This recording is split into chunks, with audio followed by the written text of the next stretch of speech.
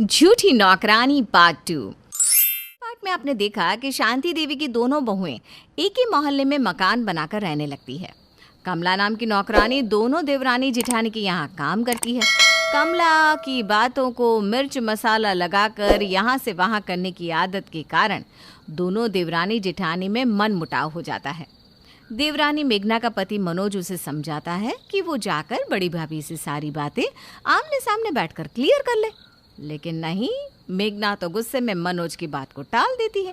अब आगे, अगर भाभी के मन में हमारे लिए इतनी ही कड़वाहट भरी है तो ठीक है, मैं भी आज के बाद कभी ना तो भाभी से बात करूंगी ना कभी उनके घर जाऊंगी। और आप भी कान खोलकर सुन लीजिए, अगर आपको भी इस घर में खुशी खुशी रहना है ना तो आज की बात भैया भाभी के घर नहीं जाएंगे। अरे भाई, मुझे तो पूरी बात ढंग से पता भी नहीं है, मुझे झगड़े के बीच में क्यों घसीट रही हो? इतनी देर से क्या मैं रामायण सुना रही हूँ? हैं? आप कह रहे हो आपको कुछ पता नहीं है? हे भगवान, ये कैसी मुसीबत है। अलग अलग घर बनाने के बाद भी इस घर में शांति नाम की चीजें नहीं है।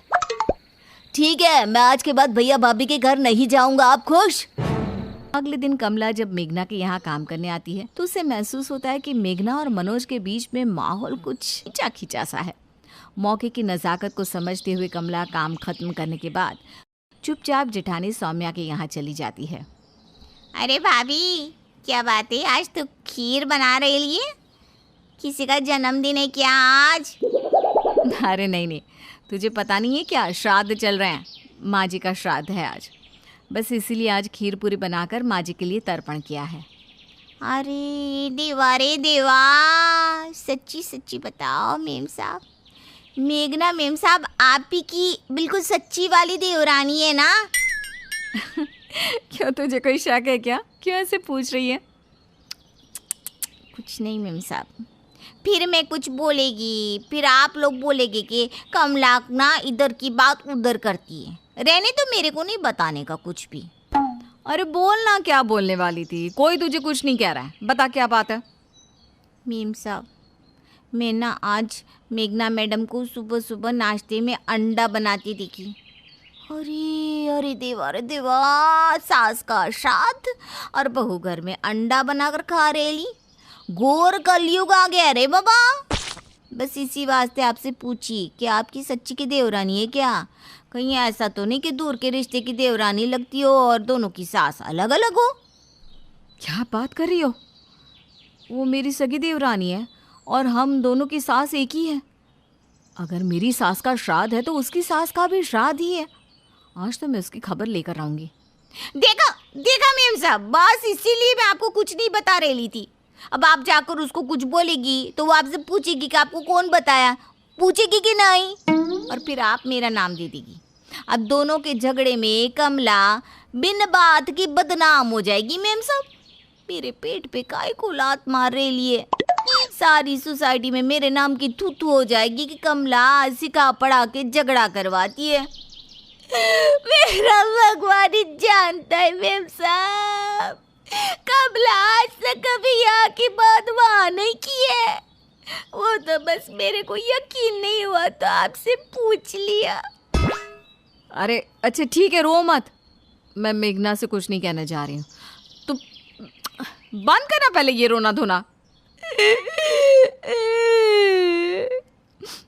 ठीक है मेम साहब, आप ना बहुत अच्छी है, गरीब की मजबूरी समझती है।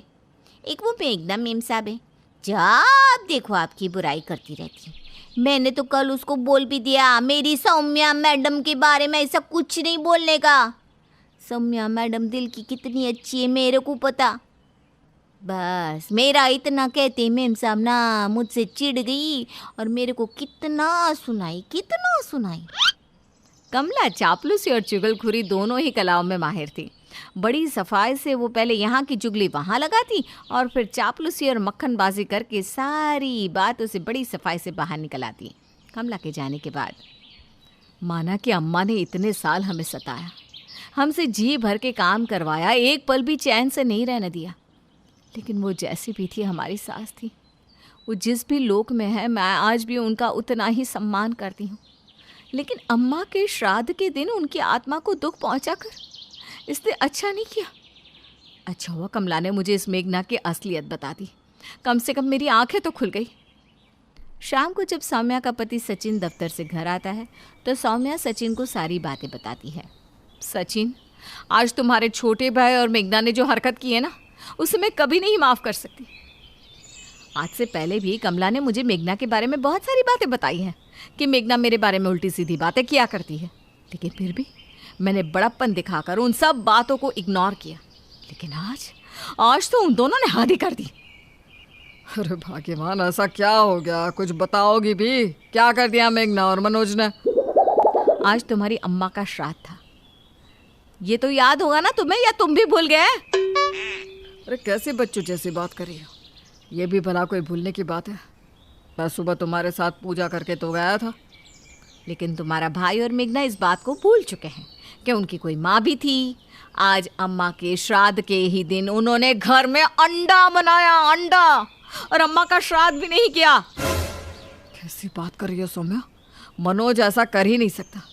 अरे मनोज तो अम्मा का सबसे ज़्यादा दुलारा था, वो भूल ही नहीं सकता कि आज अम्मा का श्राद्ध है। मनोज वही करता है जो उसकी पत्नी मेघना उसे करने को कहती है। एक नंबर का झोरू का गुलाम है तुम्हारा भाई। उसकी पत्नी ने जानबूझकर आज के दिन ही अंडा बनाया।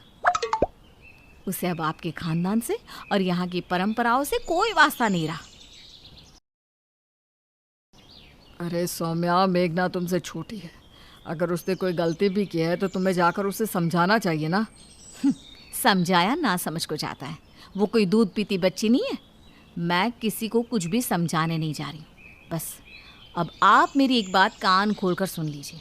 आज के बाद आप भी मनोज और मेघना के घर नहीं जाएंगे। अरे भाग्यवान, तुम दोनों देवरानी जेठानी अपने लड़ाई झगड़े में हम दोनों भाइयों को क्यों घसीट रही हो? हम आपस में बात करेंगे, तुम चाहे जो कर लो। बात देवरानी जेठानी की नहीं है सचिन, यहाँ बात अम्मा बाबूजी की है। जो लड़की आज सास ससुर को सम्मान नहीं दे रही, कल को वो आपको या मुझे क्या सम्मान देगी? अगर अपनी इज्जत बनाए रखना चाहते हो तो ऐसे लोगों से दूर ही रहो, इसी में सबकी भलाई है। पत्नियों के जारी फरमान के कारण दोनों भाई अब चाहकर भी एक दूसरे से नहीं मिल सकते थे। इसी तरह से कुछ दिन बीत जाते हैं। कुछ दिन बाद बाबूजी 4 धाम यात्रा से लौटकर सचिन के घर आते हैं। सचिन बेटा, कैसे हो? छोटा, मेघना बहू, सब ठीक तो है? हाँ बाबूजी, क्या बताऊँ, बस सब ठीक ही है। मेघना और मनोज के यहाँ गए तो मुझे कई महीने हो गए। ना वे लोग मुझसे बात करते हैं ना हम उनसे बात करते हैं। आप बताइए, आप कैसे हैं? आपकी 4 धाम यात्रा कैसी रही? मेरी यात्रा तो बहुत अच्छी रही बेटा, लेकिन ऐसा क्या हो गया कि तुम मनोज और मेघना से बात नहीं करते हो? क्या बताऊं बाबूजी, अम्मा के श्राद्ध वाले दिन मनोज और मेघना ने घर में अंडे की सब्ज़ी बना ली। इस बात की खबर जब सौम्या को मिली तो वो बहुत नाराज़ हो गई और उसने ये फरमान सुनाया कि अगर मेघना अम्मा की इज्जत नहीं कर सकती तो हम में से कोई भी उनके साथ संबंध नहीं रखेगा। अरे बेटा, लेकिन मनोज अम्मा के श्राद्ध वाले दिन अंडा क्यों बनाएगा? क्या तुमने देखा था उसके घर में अंडा बनते हुए? नहीं बाबूजी, हमारे घर कमला नाम की एक नौकरानी काम करने आती है ना, वही नौकरानी मनोज के यहाँ भी काम करने जाती है। इस काम वाली ने आकर सौम्या को बताया कि सौम्या ने आज अंडे की सब्ज़ी बनाई है और उसी दिन से हमारी मनोज के साथ बातचीत बिल्कुल बंद हो गई। लेकिन बेटा, अम्मा के श्राद्ध वाले दिन तो मनोज ने मुझे वीडियो कॉल करके सारी पूजा और भोजन सामग्री दिखाई थी। क्योंकि उसे श्राद्ध की विधि नहीं पता थी तो मैंने उसे फ़ोन पर ही सब कुछ बताया था। मुझे लगता है कि ज़रूर कोई ना कोई गलत फहमी हुई है। बाबूजी सौम्या को सारी बातें समझाने लगते हैं। सौम्या बाबूजी की बात सुनकर सोच में पड़ जाती है। बाबूजी, अगर आपकी बात सच है तो चलिए, आज मैं मेघना से सारी बातें आमने सामने पूछ लेती हूँ। मेघना, पिछले कई महीनों से तुम्हारा सौम्या के यहाँ आना जाना बंद है। यहाँ तक कि तुमने आपस में बात भी नहीं की। आखिर ऐसी क्या बात हो गई जो तुमने अपने जेठ जेठानी से बात तक करना बंद कर दिया? बाबूजी, भाभी ही पूरे मोहल्ले में हमारी बदनामी करती घूमती है। ये लोगों से कहती है कि मैं 1 नंबर की कामचोर हूँ, मेरी वजह से घर का बंटवारा हुआ है।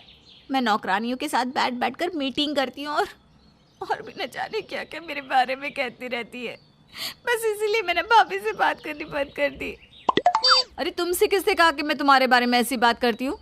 मैं तो मोहल्ले में कभी तुम्हारे बारे में किसी से कोई बात नहीं की, बल्कि मैं तो तुम्हारे हाथ के खाने की हर किसी से तारीफ करती हूँ। रहने दीजिए भाभी, वो सब बस कहने की बात है। कमला मुझे आपके बारे में सब कुछ बता चुकी है। शांत हो जाओ दोनों। अभी तक तुम दोनों का समझ में नहीं आया कि तुम्हारी बातों में मिर्च मसाला लगाकर तुम्हारी नौकरानी तुम्हें आपस में लड़वा रही है। और तुम दोनों इतने मूर्ख हो कि आपस में बात करके सारी गलतफहमी दूर करने की बजाय उसे बढ़ाती जा रही हो। और तो और तुम्हारे पति भी इस लड़ाई में तुम्हारे साथ कूद पड़े। बिना पूरी बात जाने तुम लोगों ने बात का बतंगड़ बना दिया। तुम दोनों से मुझे ये उम्मीद नहीं थी बहू। बाबूजी की बात सुनकर मेघना और सौम्या को पछतावा होता है और उन्हें समझ में भी आ जाता है कि उन दोनों के घरों में लड़ाई करवाने वाली कोई और नहीं बल्कि नौकरानी कमला ही है। उस दिन के बाद सौम्या और मेघना कमला को काम से आउट कर देती है और फिर कसम खाती है कि कभी भी किसी की बातों में नहीं आएंगी।